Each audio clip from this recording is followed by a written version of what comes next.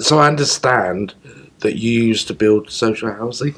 Yeah, I was with a company that actually developed and constructed sheltered housing. And I'm sat here today because 7 years ago an accident happened within half a mile from my own house when a deer came out and went straight across the windscreen. I lost control of the vehicle, ended up in a tree stump. So then I was airlifted by helicopters to Stanmore in Middlesex, to the Royal National Orthopaedic Hospital, where I spent 6 months.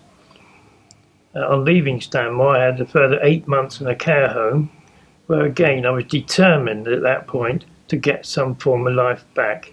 And having had such a large life in connected with building and construction, it was just really a follow-on. The fact is I'd lived in the social housing sector, that's a house owned by a housing association. I'd like to have got involved very much with the disabled side of people living in disabled housing, and that's what I've done.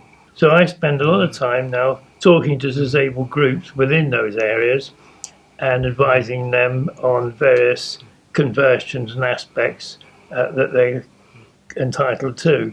I go in and design houses that are useful and can be easily converted for disabled use. Wheelchair spinning space in the kitchen and the various things we look at in the plans.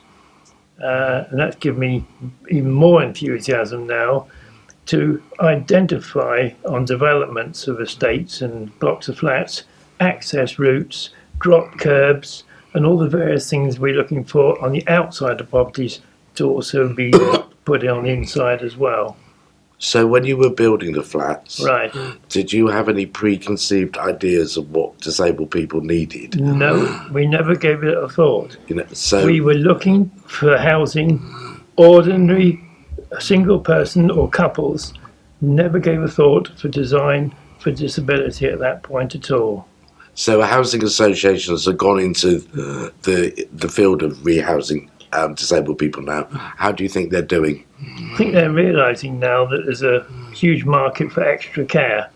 So an extra care section of a large development, say a flats, might have probably 100 flats available, but an extra care unit is now being provided within those block of flats.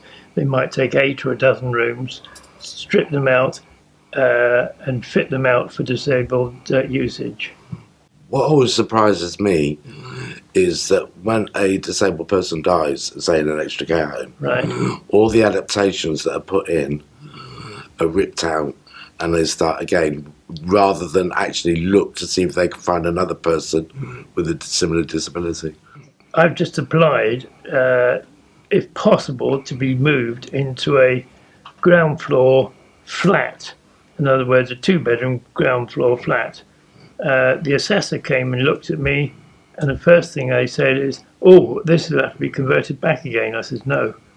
I said, "Part of the grant funding that we had initially to have the house converted, it's in there on black and white that this house has now to remain a house for disabled use or disabled family."